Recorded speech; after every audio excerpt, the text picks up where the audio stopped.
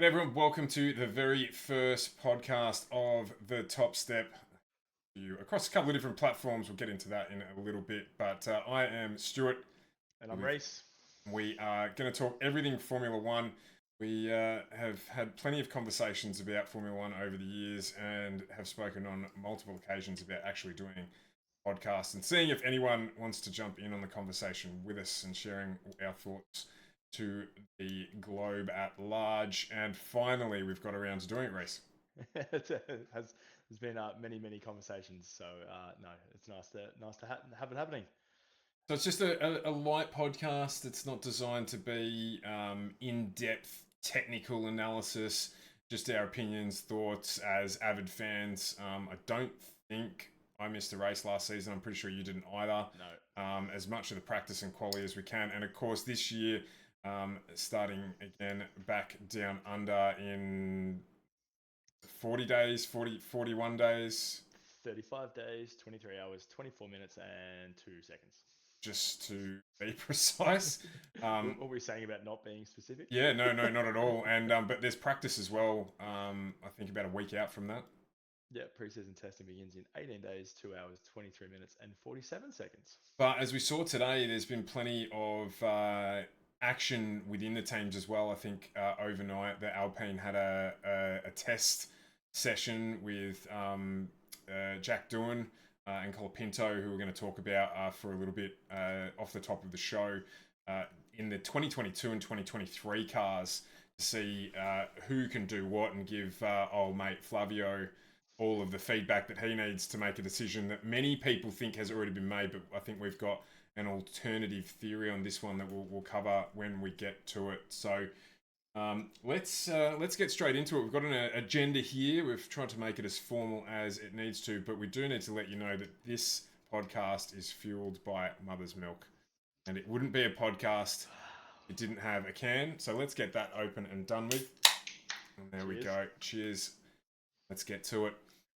So let's have a chat. We just touched on it. I want to talk about Mick Doohan first and foremost. So for those of you who are living under a rock and don't know yet, this is the confirmed driver lineup for this season, and you can see there's plenty of changes. In fact, there's only two teams that have stayed the same in the off season.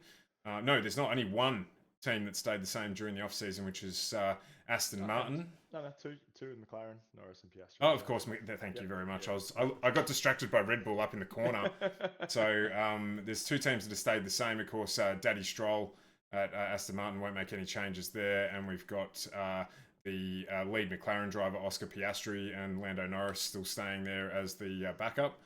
So we'll get through all this. We won't cover it off now, but yeah. So Mick Doohan's son, Jack Doohan. So Mick Doohan, fantastic MotoGP multi-world champion, one of the best Australia's produced.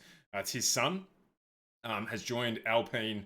It was alerted late last season, and of course he drove in the last race. So, Reece, I want to get your initial thoughts on this. There's lots of pressure on Doohan with the signing of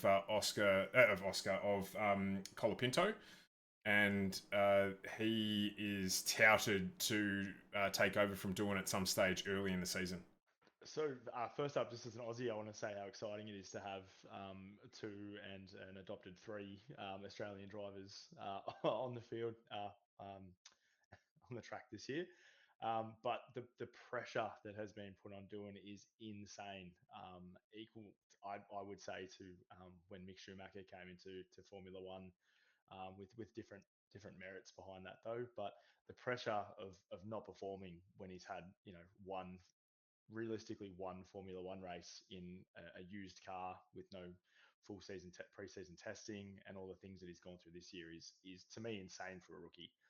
Yeah, So I know that, as Stroll would say, diamonds are made under pressure, but it's it's just crazy, especially with everything. Obviously, Colin Pinto, he did perform when he first came in, but he did have a lot of late season crashes and a lot of incidents going into later in the season. So whether or not that was fitness, the car, just circumstantial, I'm not too sure, but to have that pressure already as a rookie driver is phenomenal.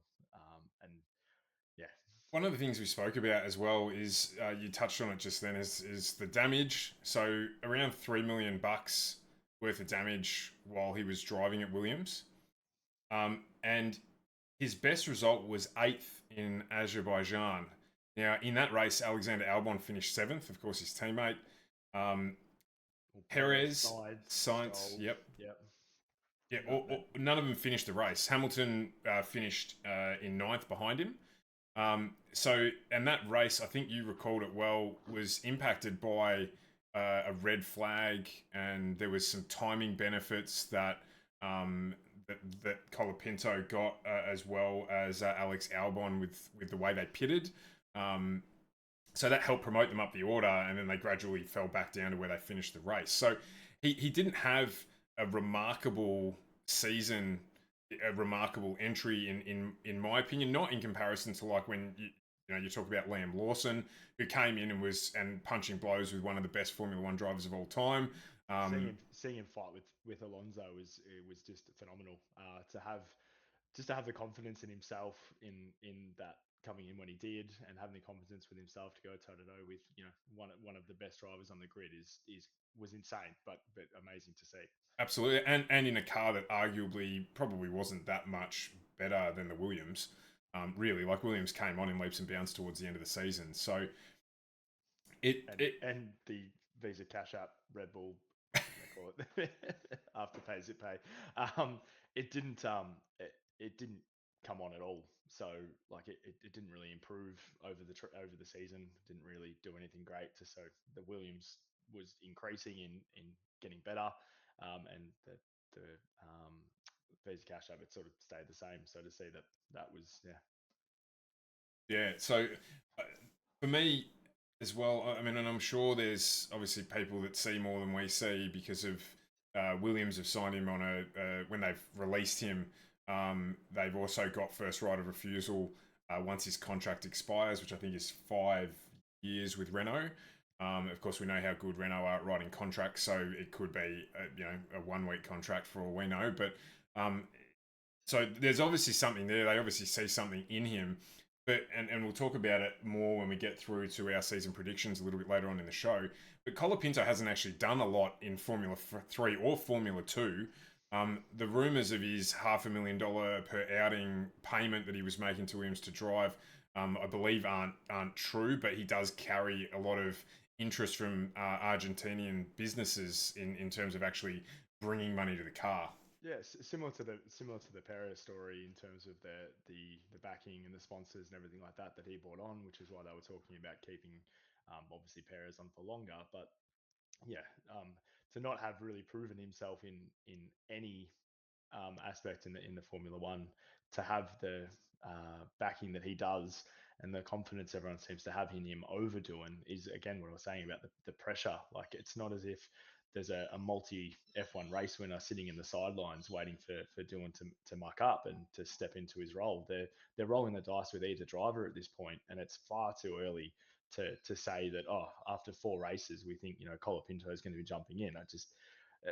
I can't see any merit to that sort of conversation other than just people's belief that they've seen him in a Formula One car, where realistically we haven't seen do it in a Formula One car yet. So, I mean, the conversation may change in half a dozen races when we have an idea of where he's sitting and we can compare the Colapinto to Doohan and what they can do in that sort of car in similar merit. You'd think that the Alpine may be similar to the Williams in terms of performance, looking at obviously the standings last year. So I think it's just far too early to be saying to him, look, perform or get out. And we saw that, and it doesn't work. We've seen that through the Red Bull Junior driving program, and the pressure that puts on people, and it doesn't bring out the best in anyone in any situation. So I'm happy to sit back and watch Doohan hopefully exceed any sort of expectations, and especially with a teammate like Gasly, who we touched base on this just before in terms of circumstantial race results, but the Gasly didn't have a good season last year. Alpine didn't have a good season last year. They got lucky with the race in the rain that Max ended up winning. But that was the only reason why they stepped up in that order was, as Lando would say it was luck. So it to to have that as a teammate and saying, oh look, he's either needs to perform or get out, when Gasly really didn't do a lot last year as a senior Formula One racer. Again, just it's silly. Yeah, no, I don't rate Gasly at all. I think Gasly's got the usual French driver complex where because he's French, it just means he can drive. But he really he's I know he's won Formula One Grand Prix. Obviously, I understand that he's a race winner, and that takes a certain amount of talent. But as you said, like Lando said, it also takes a certain amount of luck. He hasn't been in a car that's really been able to dominate at all in any time in his career, even when he was in before he joined Renault. And he hasn't dominated his teammate. He apparently had a zero damage bill dollar season last year. I don't believe that for a second, but I don't know how they attribute who does what, because then Daniel probably needs some of his repair bill switched over to Lance. But um, I Well, just I can't be the only one that remembers the Monaco incident with Ocon crashing into Gasly and that damaging the rear wing. I can't be the only one that remembers that. no. So I just yeah, for me as well, there's a question around what happens, and is it possible given the state of the car? What happens if Gasly is the weaker driver? Do they then go, cool, so you're now our reserve driver and we're off to Colapinto and Doohan? And that's, as much as people might scoff at it, it's a realistic possibility because Gasly doesn't set the world on fire ever, really. So, you know, he clashes with his teammate all the time, and I get who his teammate was last season, and that risk has just been transferred to a different organisation. Yeah, Um, we'll talk about that in a we'll minute. talk about that in a minute, but at the end of the day, you know, it's not like he's joining Lewis Hamilton and like it's a guarantee that that's your number one driver, that's your draw card for your money. You know, I think that there's a chance if Doohan gets given the airspace that he needs, that he could outperform Gasly, and then they've got a different question to answer, which is, do we put Gasly on the bench and give Colapinto a run? Well, I need to ask you, like, I know that we're talking about he's made it into Formula One in a seat, but what does Doohan have to lose, or what does Doohan have to prove? It's all or nothing, and it's not like that for many other drivers coming into the season that are looking at this. But I know I was saying before about the pressure that's putting on him, but coming from another point of view, he doesn't have anything to lose. If Alpine are saying to them, look, perform, or we're going to put Colapinto in, then he's going to give it his all, and we may see that drive and that hunger come out through that, and yeah, outperform Gasly. And then there is a real situation where Alpine have gone from having two French drivers last season to no French drivers. They've got an Aussie and an Argentinian, and that might be the way forward. Just as long as they don't give Gasly a Renault Megane and give Jack a Renault Traffic to try and Yeah, yeah. get around Well, the track in. And there is the possibility that you touched on it at the top of the show where we don't know what sort of car Jack was given in that last race that he ran, but I fear that it was probably full of secondhand parts, most of which have probably been repaired, and he wasn't that well, slow in it. No, well, Ocon, if it was in Ocon's car with Ocon's the cap to build Ocon's car and to repair Ocon's car, then it wasn't a new vehicle. It wasn't a good anything, and they were tractors from the get go. Like other than kick Sauber, they didn't do anything other than that race in the wet. Well, and there were races when they finished behind them. So I guess it's going to be one of those ones that we're going to all continue to watch with interest. But we're, I think, both very firmly on the side of we're in Jack's corner. We hope it doesn't happen, and we hope he shows what he can do because he is impressive in Formula 2. Again, something that Colapinto hasn't really been because he wasn't in Formula 2 for very long. But yeah, I think Jack has, as you say, nothing to lose, everything to gain, and I hope he gives it his 150% as such throughout the early part of the season, and we'll see where we're at after 9 rounds. Absolutely, absolutely. So next, we wanted to touch on the rule changes, or probably just highlight three of the big rule changes for this season. Three relating to the car, and just one that we have to touch base on because it will be amusing to see how it turns out. So, Yep. calling it the Daniel Ricciardo rule. So there's no longer a fastest lap point in 2025 after Danny Rick used that to help Max Verstappen in the latter part of his career, which was No. great. I think he got a Christmas ham or something from Max as a Yeah. consequence for it. I Yep. think it's probably worth a little bit more than a Christmas ham. Yeah, well, Max did buy him the gold statue at his house. Remember of him Mm, landing in the pool. So he did. there might have been some pre-buttering if he ever needed a hand. Go, hey mate, remember what I've done for you in the past, other than crashing into the back of you. Um, Probably the big one that I wanted to get your opinion on is the change in DRS. yeah, So it's taking me a little bit to wrap my head around what they're actually doing. So basically, all they've done is they've narrowed the opening. So when the wing opens up, narrow the opening, and so obviously the cars are going to be slower with DRS. But for mine, and this is what I want to get your thoughts on, I don't think that's the issue with DRS. What I think is the issue with DRS is the DRS train that gets created during races when you've got everybody getting it.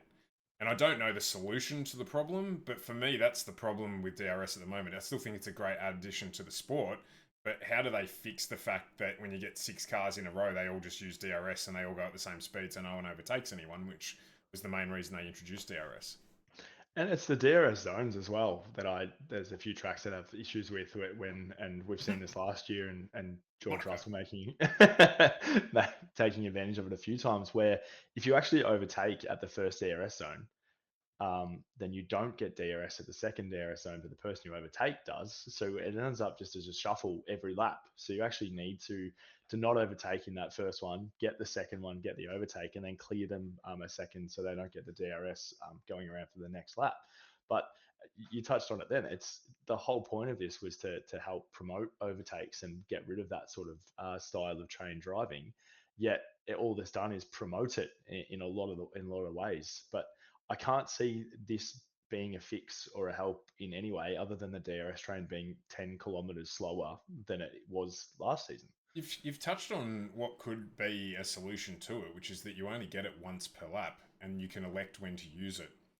And so that way, in those tracks, and I was trying to think of one where the DRS zones are so close together that by the time the overtake happens, the driver who was overtaking is already recognised as the driver that gets DRS in the next zone. So you get that double penalty. Um, so maybe having kind of like IndyCar where there's the push to pass is a better idea, except it's not where they get an accumulated number, so they all save them to the end to use them. It's that once per lap you can activate DRS, so it can be used strategically. Have you seen the Formula E power ups and DRS that they have? So like Have driving they off. introduced engines to Formula E yet? Because if combustion engines, because if they haven't, no, You probably haven't seen it, no, I've not but seen it. their DRS system or their overtake systems that they have are actually quite cool in the fact that you drive offline to pick up more speed. So you're a hindrance to get more power to then to go into the straight. So then that actually takes away from that train where everyone's stuck behind each other. Because if you want to run the risk and go wide into the dirt, well not to the dirt, sorry, but into the dirty side of the track, you pick up extra power to then go. So I'm not saying that it would work for Formula One, but it's just there is obviously people out there that are trying to come up with a solution to DRS and overtakes in other forms, and it sort of just gets to Formula One and goes, oh well, we'll just put the track up and open your wing and away you go. Yeah, well, because nobody will tell Formula One what to do, which again is one of the other regulations to talk about in a sec. But they do need to do something with it. I'm not sure slowing the cars down. Okay, fine. If there's a safety reason for doing it, if it's because of the size of the cars and tracks and all that stuff. Okay, fine, get it. That's not what they've communicated. They've communicated that it will reduce the impact of DRS. But I would have thought the impact of DRS, given its original intent, which was to encourage overtaking, didn't need any more reducing because there's not that much overtaking from DRS other than a few tracks as it stands now, particularly when they get into those trains. I was just going through my notes to try and find that circuit that you were talking about because it's the one I was talking One of the about in new terms of ones. being overtaking as well. But it's not Zandvoort, is it? No, I mean Zandvoort. No. Even if it was Zandvoort's a unique track in Yeah. itself. It's one of the. It's not Bahrain, but it's one of those Yeah. geography tracks. One of the tracks in that sort of geographical area. Um, This is this is the part of the show where we remind people that we're not here for the full technical stuff. We're just here for a bit just of a encouraged chat. fans. Yeah, that's it. But yeah, But yeah, that is this like exactly it. There's I don't think reducing how much the wing opens and changing things like that it's gonna help. But again, it's nice to say and nice to think, but we'll see what happens.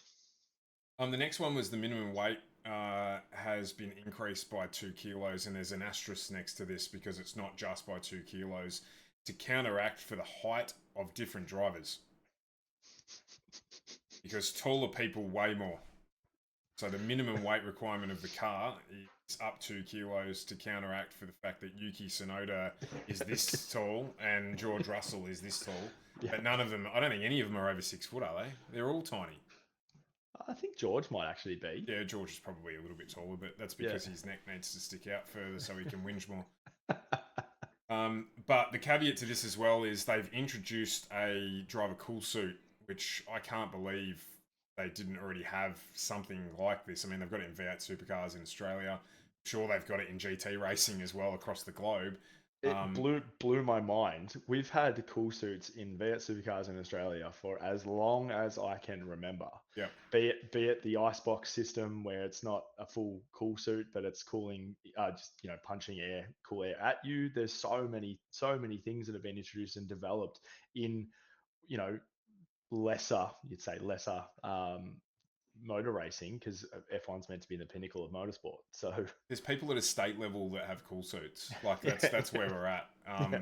And so they've allowed an additional, I think it's 12.5 kilos for the drivers when the FIA predicate that a race is a hot event as opposed to a wet event, that they can then increase the minimum weight of the car to 815 kilos to allow for the drivers to carry the equipment and the cool suits to run, which again is a no-brainer. We didn't even put it on the notes because it's an absolute no-brainer. But there's those two changes to it for that. So do Williams have to add more weight because both of their drivers don't have appendixes, or? Yeah, that's probably it as well. They'll have to. It's in the fine print somewhere. To get a mechanical appendicitis, a mechanical. I can't even say it, but you know what I was going to say. They'll have to get one, and that'll help them. That'll help them. And then the last one is the regulations in relations to public comments. Effectively, we'll call this one the Max Verstappen rule, because the FIA don't like the drivers using naughty words. That's it, going 300 k's an hour with massive amounts of G forces, and they can't swear. So, and it's also during interviews as well. And again, you get asked the same dumb question for 38 weeks of a year by reporters. Like at some stage, you're going to have had enough. And I think Max's approach to it's probably the right one, which is just to sit in the interview and say nothing. Because what the fans like is they like the emotion, they like the attitude, the aggression, all that sort of stuff. And I get that there's kids watching, but you can't tell me that kids these days don't know the words they're using. It's not like they're using words that probably 50% more of adults use, not on a daily, but at some stage in their life. And they're in high stress, high performance situations where these things, they're going to happen. Big time. And exactly right about language, but they're also not directing it at someone. They're not sitting in interviews, swearing directly at people and calling people names and all that sort of stuff. Like it's simply, high stress situation. And sometimes, whilst it's not the largest vocabulary, sometimes those words just, that's how you describe the feeling that you're feeling at that time. The easiest word to grab while you're there. Yes. But I think this is also a big business opportunity for Oscar Piastri, because he's the calmest man alive. Doesn't matter what's going on. And for him to describe it as Stroll doing Stroll things under pressure, I think he needs to put together some sort of school.com class for the drivers to attend or something like that. Because do you know those like A is for Apple, B is for Barry, C is for that sort of thing. That he'll need to make a swear word dictionary of instead of saying this, let's say this. Like shit is for sugar. Yes, Yeah, yeah, yeah, yeah, right. Yeah, yeah. yeah, No, absolutely. no, no, no. We're just going to change that word to stroll. Every time someone's going to say shit, they just need to say stroll. Everyone will know what they're talking about. So, yeah, that one's there as well. Massive, massive fines too. I think I read 40,000 euros or pounds in the first instance, and then it doubles, and then it doubles again, and points deductions and the like. See, the question of where it's going is a very good one. Yeah, Obviously, the if it's going into development or things like that, which Max probably wouldn't mind dropping a few, like if it's going somewhere. But if it's just getting paid somewhere and then disappearing, that's not okay either. yeah, and again, I think I remember seeing the drivers had mentioned something like that. Like if it goes into a fund to help, former F1 drivers who need help or their families or whatever, then the drivers probably don't care because I think that's where a lot of the fines go anyway. But they didn't tell them where it's going. So, it's probably just going into corporate suite 1A so that they can have a few more Moes or some Swear, Penfolds Grange or something like that while they're not even watching the race that they're at. swear jar for the FIA's Christmas party. What a Christmas party that would be. And that's pretty much it for the rule changes. They're not heaps, and that's not surprising given that we've got the lead up to 2026 and the big car changes and everything that's coming along with that. So I didn't expect there to be heaps. I don't think any of the rule changes they've made, other than the cool suit, which is just to replace the decision that was done beforehand. I don't think really any of them are going to make that big a difference to anything. Quality of racing, performance of cars, all that sort of stuff. Obviously, 2 kilos. I'm sure engineers froth over 2 kilos, but from a punter's perspective, probably a lot you can do with that. there probably is. But from a punter's perspective, from a fan's perspective, I don't think really it's going to make any difference. No. Last but not least, I stumbled across this little snippet today, which is that Drive to Survive is out on the 7th of March on Netflix. I like the fact that the image is Max looking behind him, but it's the McLaren running into the Ferrari, and the logo is or the slogan is "Watch your back," and I'm thinking it's probably not Max that needs to watch out because the McLaren's running into the Ferrari. So, but I think the graphics there missed a little bit. I think they were trying to look for something that McLaren and Ferrari are creeping up on Red Bull, but I don't think they understood the assignment correctly because it just looks like they're about to take each other out, and Max is in the clear. yeah, and so I get that without the watch your back bit, like it all makes sense. But it's an interesting thing. But for all of you who've joined watching Formula One because of this show, and I know Rhyss and I are both massive fans of it, so we'll sit down and absolutely binge watch it. What are you looking forward to out of this one from last season? What are you looking forward to seeing behind the scenes of? I think this is going to be crazy. Like 20, like the episode after the 2021 World Championship, crazy seeing all that stuff that's happening Yes. because for the first time that the show's been running since that 2021 season, there was multiple race winners. Like there was heaps of race winners, qualifying carnage, red flags carnage, weather carnage, just lots of stuff happened in the season.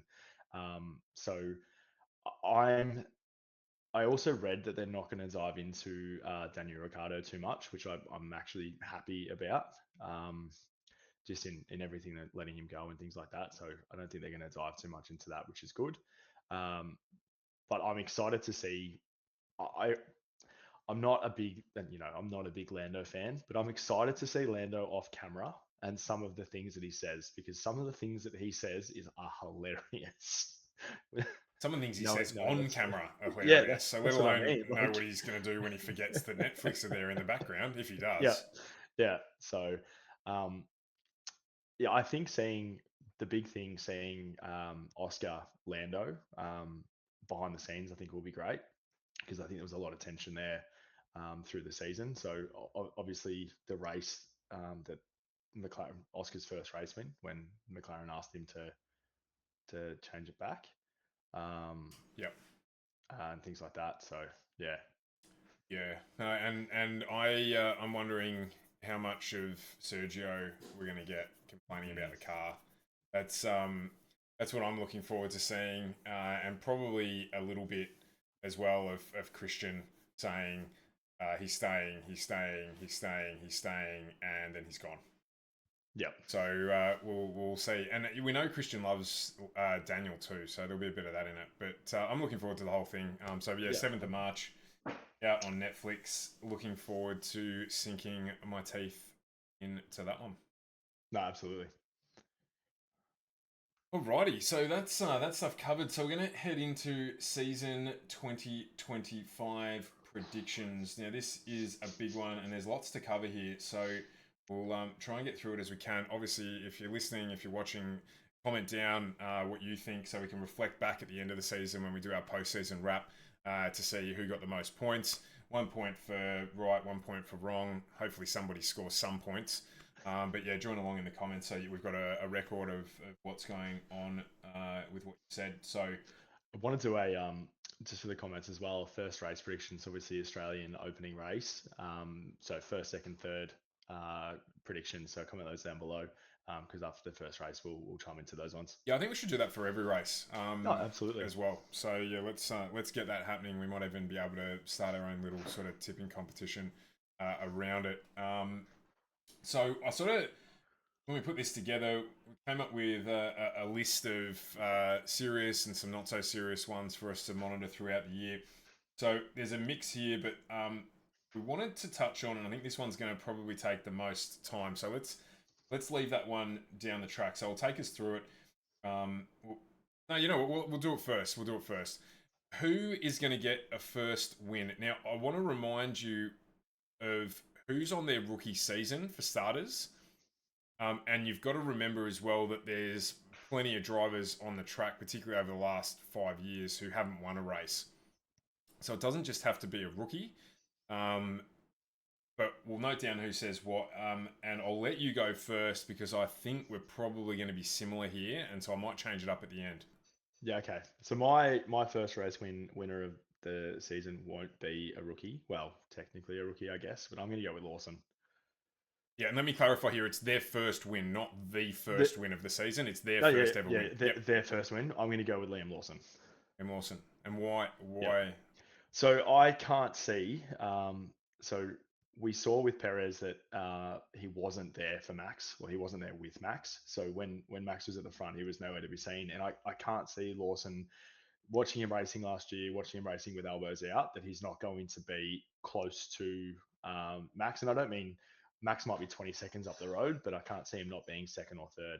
If anything goes wrong there in terms of pit stop, safety car, or anything like that, I can't see him not being there to just exactly that, be there. Um, so yeah, I'm going to go with Lawson for his first win because of the car that he's in, the team he's in, and the dynamic that he's in, and his whole role to be there to pick up points. Okay, well, I was going to go with Lawson because I Oh, completely agree with you. I think that he is um, probably the best bet to do it. I think he's underrated. I think that he's copped a lot of flack, and so I'm on board with you. But for the point of difference, I think the second person I would have to go with is Kimi Antonelli, and that's only because I don't know how good the Mercedes is going to be this year. But if they get their act together, as they did last year, on occasion George was quick. Lewis wasn't quick, but there's question marks around why that might be and what car he was given, etc. But I think Antonelli then probably has the best chance with the equipment that he's got to get his first race win. I think he's the no, other alternative. you're not going to back Hulkenberg? No, no, I'm not going to back the Hulk. I think he'll be inside the top 10 frequently, but I don't think he'll have the gear to get up No, into the top. At the end of the day, no. there's still only going to be 4 fast teams Yeah, probably competing for it, and Mercedes is the question mark at this stage. But it's going to be Ferrari, McLaren, and Red Bull again, and then who else can grab on to the mix and get some luck around it to get a result. So yeah, for me, Kimi Antonelli is the next one. yeah. I do have to agree with you. That would be my second call, and not just want to actually make that clear. It's not actually him. It's the car he's going to get. 100%. Yep. So I think with everyone who hasn't won a race, with the gear that they've got, may not be up to Mercedes spec. Yep. Absolutely. Next up, first to leave. And by first to leave, I mean who's going to be the first driver to be replaced?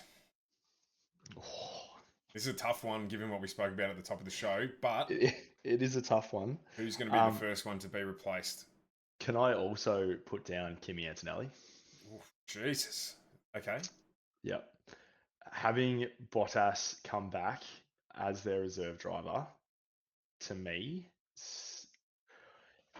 would put down him to be the second person in the hottest seat in Formula One. That's a really interesting call. Actually, I hadn't thought about old Valtteri. I've been seeing him too much in Lycra around Australia. No. If and that's because of the hot seat. Yep.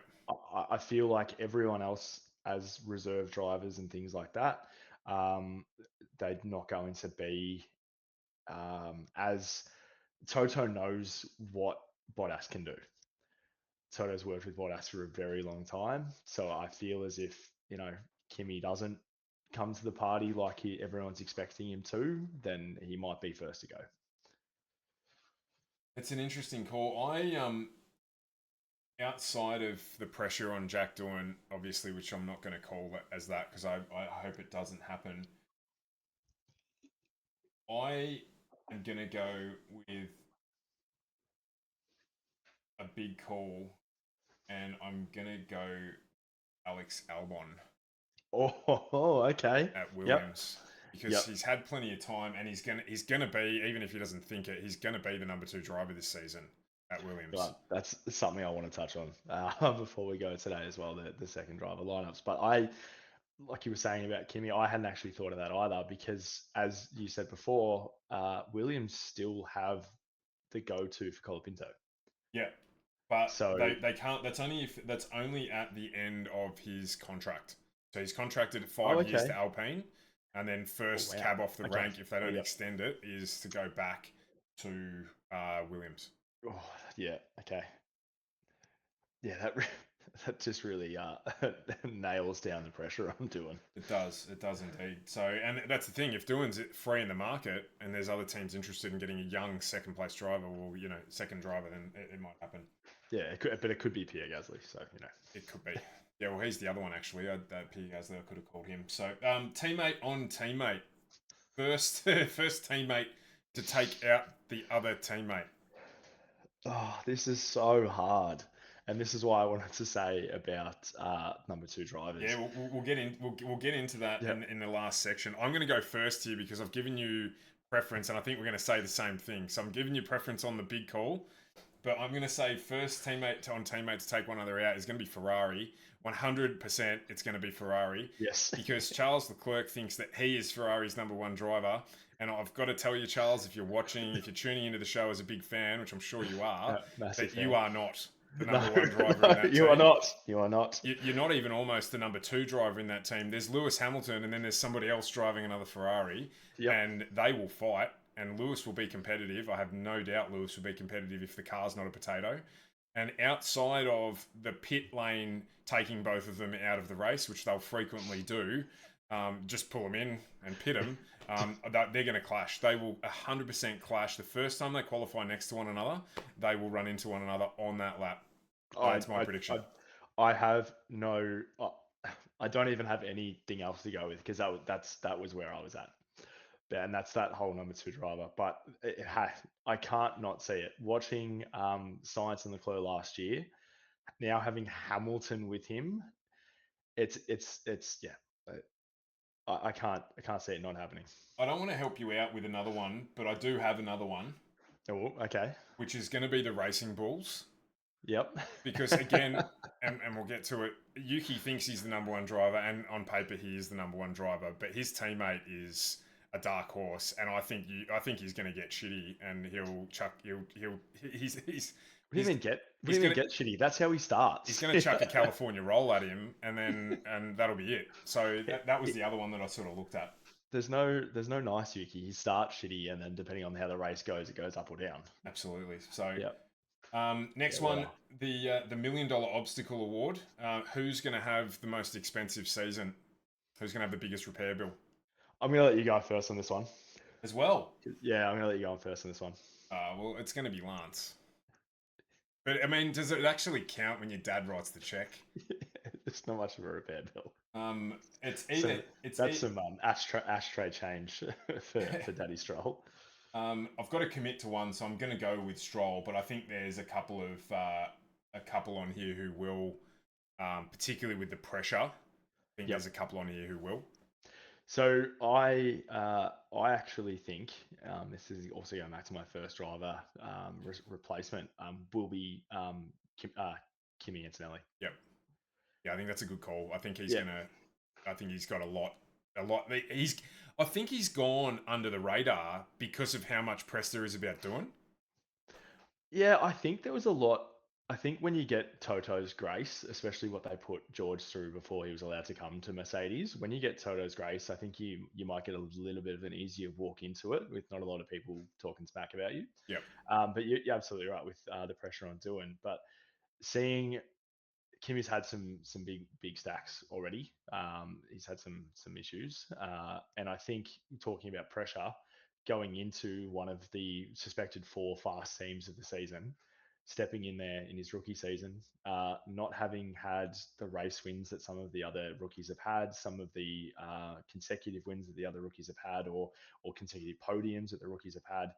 I think when he gets into the top mix and he's racing people in one of the faster cars, like the likes of Lando, Piastri, Russell, like Verstappen, Lawson, for example, when he's going against these people in similar machinery without that racing experience, it might not all be his fault as such of he's just going for it, but I think that'll make him undone a little bit. So I'm going to put mine on Kimi Antonelli.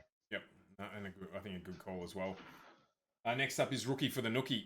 So this means which rookie will finish highest in the drivers' championship. Ooh, this is a hard one. Just a reminder of who the rookies are. So we've got Bierman doing Bortello. I always fall on this one. Bortoletto. Did I still get it? No, Bortoletto. Yeah, that's him. Like Jared Leto, but Bortoletto. We've got Hajar and Antonelli. Well, this is going to come down a lot to machinery more than anything. I would like to say Bortoletto, just in terms of his like he's absolute awesome winning streak through F3, F2, and now stepping into F1. But I think the machinery he's in is going to really let him down there. Um, so I'm going to put it down to Hajar, to be honest. Yeah, and I'm going to go with the. I completely agree with you with Bortoletto, but I think Antonelli's gonna he's gonna get points. There's no doubt he's gonna get points unless he's busy racking up a repair bill. He has to get points because So he's in a Mercedes. all my answers can't be Kimi Antonelli, so I have to No, go somewhere no, they else. can't. But it will make it easy But to monitor. I think, yeah, they'll make or break. Next up is fastest pit stop award. This is a pretty narrow one. I think McLaren will get this in the bag again. I think. That's fine. I'll go Red Bull because it's going to be Yep. one of those two, unless somebody manages to do it. Longest pit stop award or dumbest pit stop award will go to Ferrari again this season. And Are you sure? Are you forgetting the cross-threaded wheel nuts on the kick Sauber? I am. I'm hoping that they've learned. Like they ended up going one or two Grand Prix in a row without stuffing something up in pit lane. Yep. So I'm Yeah. hoping with a change of personnel and a change of year that they've come into the year refreshed. The longest pit stop, or the most frequent pit stop when they put when they put Leclerc onto wets when on a dry track and dry onto wets like they did Science last year. Right. It was Yeah. really, really good. And then the two big ones, of course. So we've got the manufacturer's champion, and we've got the driver's champion as the last two. So why don't you frame that together, and then we'll get into the team review and have a good chat about that. Yeah. I think manufacturer is going to go to Red Bull, and I think Max will take it out again. 4 in a row. That will be a big achievement. I don't disagree with you with Max. I can't see I can't see anyone out gaming Max in the game of Formula One. Just can't see it happening. If he's got close to a fast enough car, he will find a way to get there. Yep. And I think that McLaren might trip themselves over again because they can't. I think they're going to have another identity crisis year where they can't decide who they want to win the world title until it's too late. And I think from a manufacturer's championship as well, I'm going to go with you the same and say Red Bull. But to make it, or to give it some variety, I'll go with Ferrari. Ooh, okay. Getting their first manufacturer's championship. I think you've got to get the manufacturer's championship before you get a driver's championship if you're on the way up. And I know there's teams who've done it the other way around and all that sort of stuff. But I think you have to have a car that's close enough. And then once you've got the car that's close enough, then you're going to get the driver. It's unusual, obviously, what happened last season with Max having the driver but not the car. But that's a team thing. So, yeah, it's yeah. I'm not convinced with either of those. I'm convinced that I think you'll get it right. And if So not, excited. there'll be a petrol station somewhere where Max has been dropped off that we can go and have a chat with him. Okay, yeah. All right, so the one that you've been waiting for that we kept till the end, the team reviews. So we're having a big chat about the teams themselves, and I just touched on a little bit there, and Rhyss touched on it throughout the pod about teams with identity crises. And I think we worked out that there's probably only one team that doesn't have an identity crisis at the moment. So do you want to run us through the backstory to what we're talking about here, and then we'll have a look at each team and have a chat about where they probably think they are and where we think they are as spectators? Yeah, absolutely. So obviously there's a lot of teams with two number one drivers, I'll bring it up. which yeah, as we've seen in Formula One history, never works. So starting at the back, we've got Hulkenberg and Bortoleto. Now Hulkenberg's worked with Hicks Albert before. He's come in as a senior driver to work with Bortoleto, but they'll be pretty far at the back of the track. But I don't think they've got any issues as who's number one and number two there. The George Russell, Kimi Antonelli, they've got an issue there. Looking at George's history and track record of wins and crashes, if Kimi does come out and perform, then they're going to have an issue there, and they're going to have two Mercedes fighting for position. Alex Albon, Carlos Sainz, same thing. Albon is going to go into the season thinking he's number one driver. He's a senior Williams driver. He's been there like the longest on that tenure, but Carlos Sainz is Carlos Sainz. So they're going to have that issue as well. You touched base on this before with Yuki Tsunoda. He absolutely thinks he's the number one driver, but I think he's going to be very upset when Isaac just comes and wipes the floor with him. Oscar and Lando, we can see that going in from last year, going into this year as well. Esteban Ocon, Bierman, same thing. Ocon's going to think he's the number one driver, where Bierman is going to be better than. Where Red Bull have a clear 1-2 driver split. Yep. So to me, on the grid, other than Kick Sauber, but they're not going to be in the mix anyway, Red Bull have the clear 1-2 driver for strategy, for race wins, for helping each other through Q2 and Q3 with penalties, with engine changes, with all of that sort of stuff. They're going to have each other to work their way through the grid where everyone else is going to be fighting each other. Yeah, so I want to go back and touch on a couple of the teams that you've run through. So we'll stay there where you are, and I think you're 100% correct, which is why I agree about the Constructors' Championship. Liam knows he's the second driver. Liam knows Max is up for contract renewal at the end of next year. Liam knows that if he plays his cards right, he will be the number one driver in that team at some point in the future. And so all he needs to do is do way better, and that, I say make that sound easy, but he just needs to do way better than Sergio did and help Max, but more importantly, help the team get back to winning the Constructors title. That's his job. Liam, all we want you to do is finish second. And when we spoke about this before the show, it reminds me absolutely of Michael Schumacher and Rubens Barrichello. Rubens Barrichello did not win a race in that Ferrari unless Michael Schumacher wasn't racing or Michael Schumacher had retired. And That's it. that's why I've gone as well. I was so nipping to get into this, but that's why I've gone with Lawson as his first race win, 100%. because that whole scenario replays back in my head, because that's where I feel like that the Red Bull will end up. And I think that if he plays it right, Max will be a good teammate. Max isn't a good teammate if you're trying to beat him. If you're But trying to contribute to Max's success, as narcissistic as that is, but as is Formula One, because you've got 1,000 people working for one person to win something, um, then Max will help him. Max will look at teach him. Bottas and Hamilton. That Bottas won races. Bottas was a very good driver in that aspect. He was on podiums. He was like all of the stuff to help Hamilton. And Hamilton, there's questions in terms of if he was a good teammate or not. But I think a lot of the time he was a good teammate because he was there to help, and that was his role, and that was his job. And he clearly knew that was his role. And we saw that with Mercedes domination with Bottas. And I think Red Bull getting Lawson into the seat is a very, very smart move, because they will end up with a Hamilton Bottas situation where there's not two people fighting, there's not two people, it's a clear cut scenario. I don't think anyone in the same machinery, I don't think anyone would beat Max.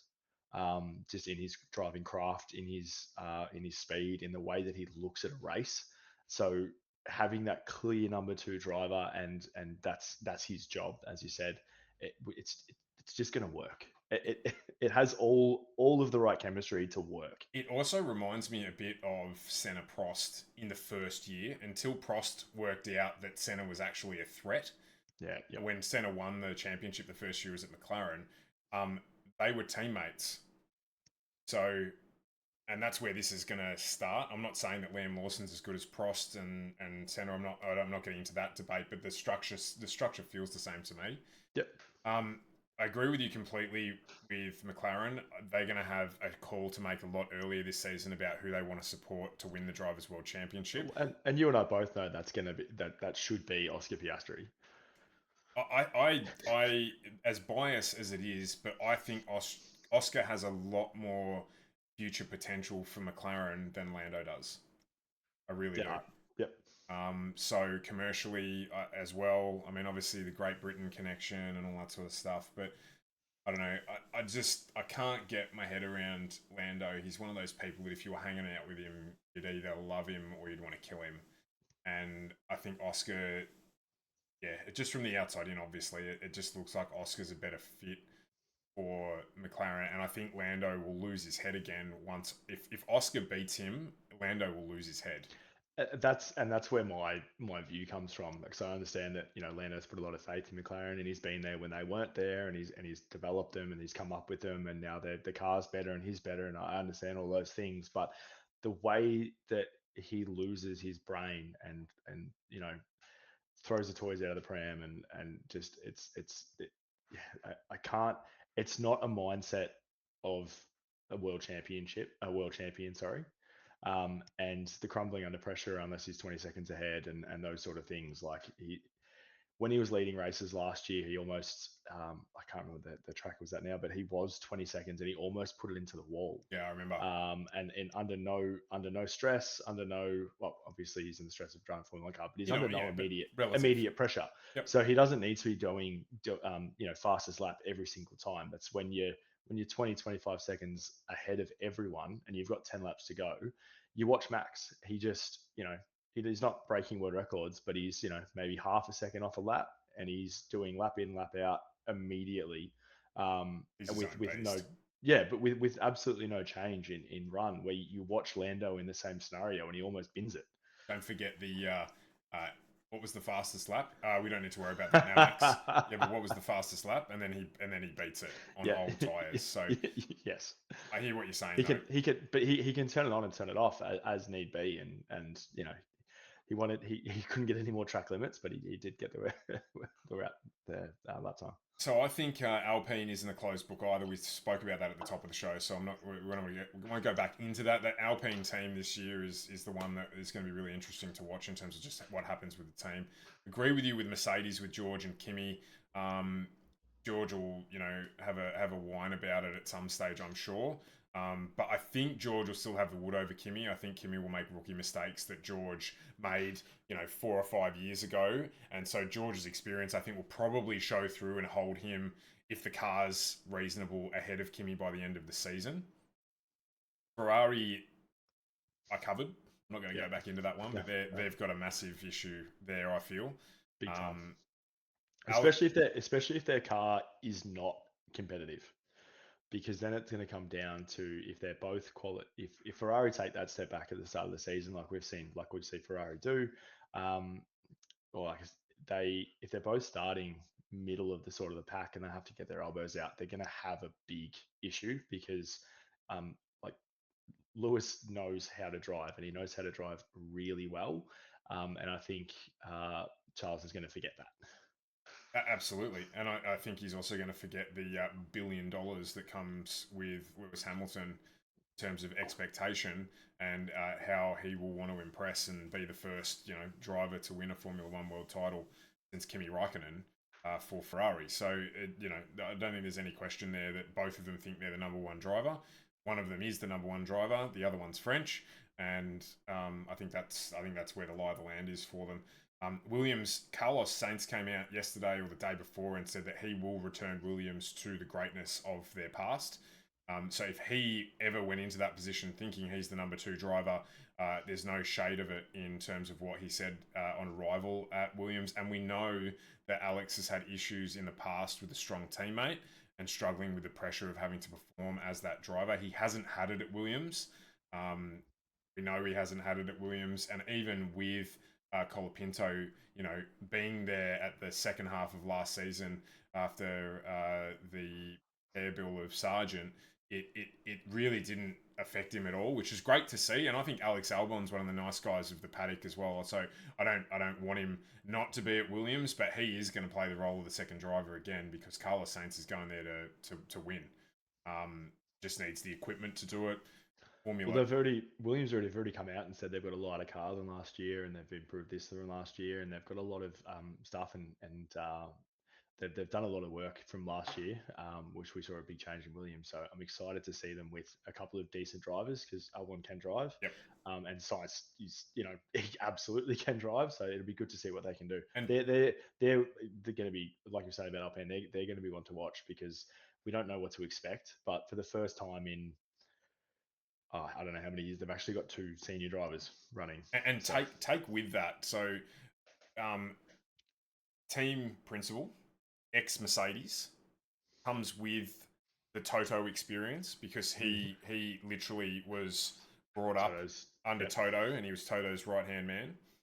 Carlos brings with him a resurgent Ferrari experience, and one of the things that I saw was that Williams were totally impressed, the engineers, with the feedback difference that they got from Carlos over feedback they've had from drivers in seasons previous about the car and about what to change and about how the car's performing. And that information, albeit they'll have the data, that information from the driver back to the engineers is so critical in the development of the car that Williams will make a big jump this season. They'll kind of do what Haas did last year and just make that big jump forward, I think.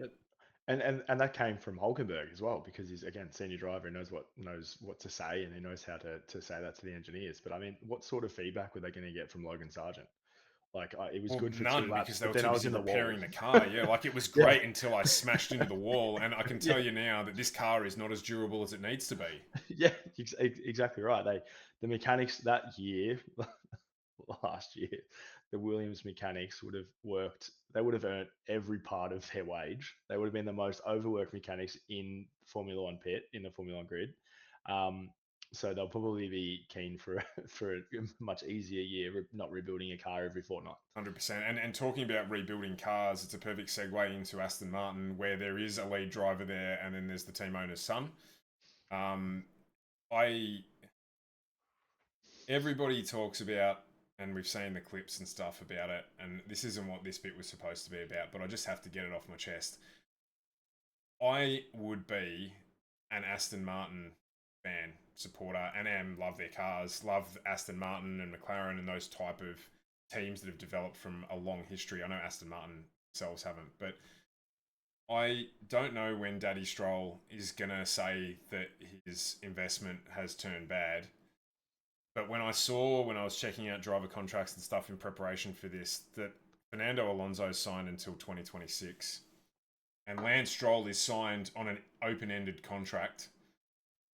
I just, I, I just can't believe that there's this much talent in the field. I can't believe we're having a conversation about whether or not Jack Doohan's going to retain a seat with the quality of drivers that are test drivers, and we've got Potato Stroll on the grid still, and they've got the best engineer of all time building cars for them. And I saw the $1 billion Max Verstappen offer.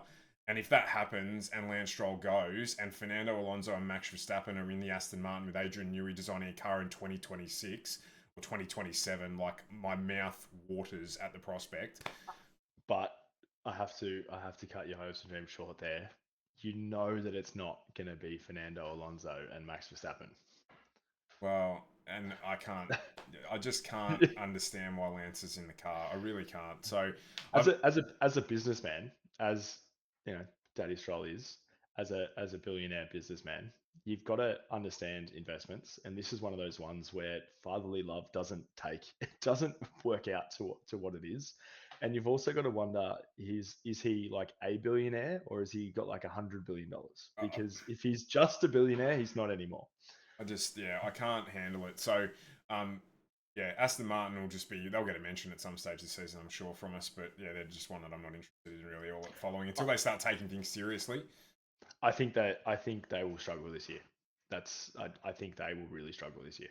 You called it with Huss. I think Ollie Bierman's actually the number one driver in that team, and I think Ocon is probably another one of those drivers where he could lose his seat.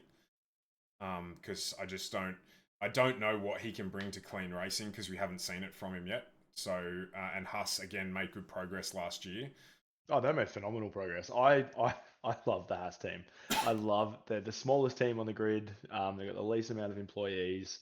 I love what they brought to it with the combination of Hulkenberg and Magnussen last season. So I'm hoping. I was a little bit shattered to see Ocon go there because I'm not a great Ocon fan, but happy to see Bierman there. Everyone was talking about the downfall and going into Haas and things like that, but I mean, as a stepping stone and as a driver going there with the progress that they made, I think he'll do well. And I've deliberately left Stake and Racing Bulls until last because there's a big upset on the cards here for mine. I think, and I know how much you love the Hulk. I know you're in his corner and you love what he brings to the grid, but I genuinely think that the rookies at these two teams are the number one drivers at these two teams.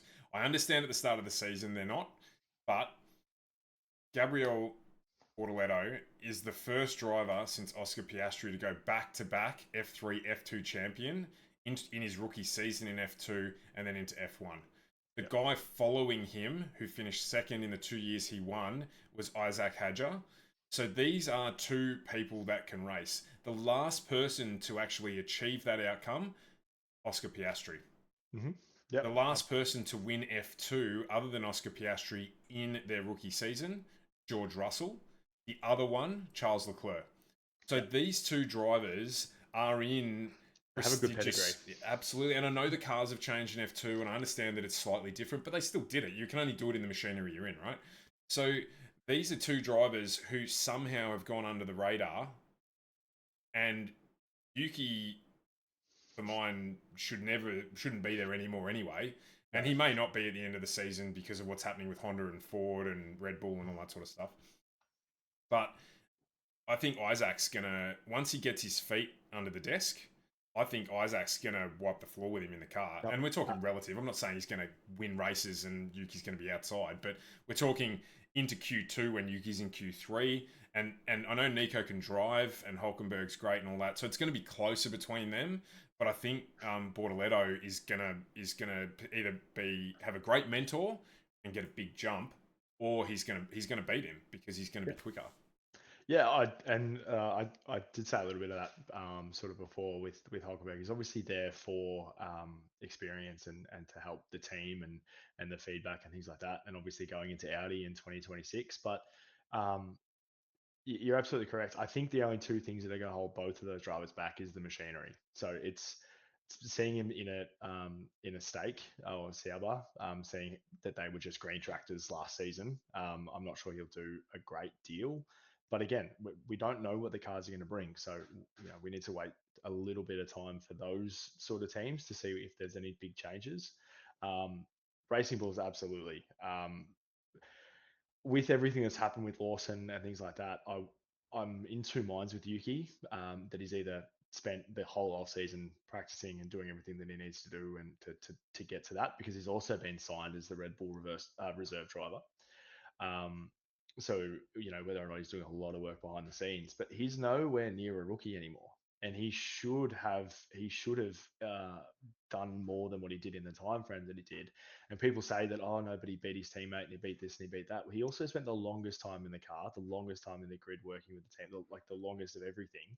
So he should. He there's no way that he shouldn't have beaten some of his teammates in the past, but the Lawson jump may have ignited a bit of fire in him, but I can't see it actually happening like that. So you're absolutely on the money there, but I'm not sure that the green tractor of Kick Sauber will be doing much. No, it won't, and it's all going to be relative, obviously, with where they finish. Obviously, the Racing Bulls will be expecting to be a little bit further up the grid and competing with your Haas and that type of thing. But yeah, relatively, I think that the performances between those two drivers will show that the rookies will be the number one drivers of those teams. Yeah, yeah. So that's everything we had on the schedule for today for the first episode of the podcast. Our next scheduled podcast is going to be around the testing time, but I think we'll probably slot one in between because that's the 1st of March, the next podcast that we're going to put together. So we'll have a look at what's going on in the next couple of weeks and probably slot one in between that.